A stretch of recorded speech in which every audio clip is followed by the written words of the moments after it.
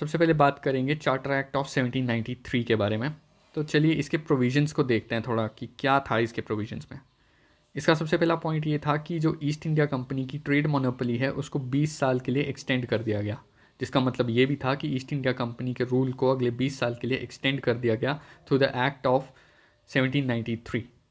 इसके बाद इसका सेकेंड इंपॉर्टेंट प्रोविज़न ये था कि जो बंगाल का गवर्नर जनरल था, जिसे 1786 के एक्ट के तहत अपनी काउंसिल के डिसीजन को ओवरराइड करने की परमिशन दी गई थी as per the demands of Lord Cornwallis, उस पावर को एक्सटेंड किया गया to the future governor generals and even the governors of subordinate presidencies of Bombay and Madras.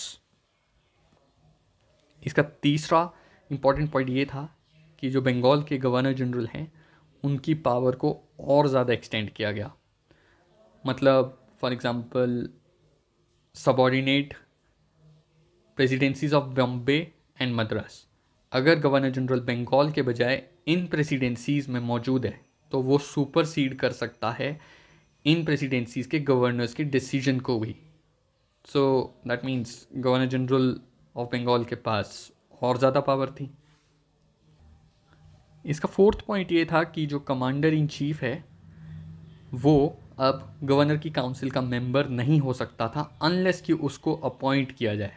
मतलब कि अगर कोई ऑफिसर ए है, वो कमांडर इन चीफ है, तो वो गवर्नर की काउंसिल का मेंबर नहीं हो सकता जब तक कि उसको अपॉइंट ना किया जाए। और इसके पांचवें पॉइंट को अगर हम देखें तो उससे पता चलता है कि किस तरह से ब्रिटिश अब इंडिया को इकोनॉमिकली एक्सप्लॉइट करने वाले थे। जैसे कि grand old man of India Dadabhai Naoroji, one of the best economists, उन्होंने थ्योरी दी थी ड्रेन ऑफ वेल्थ की, तो वही ब्रिटिशर्स अब करने लगे थे।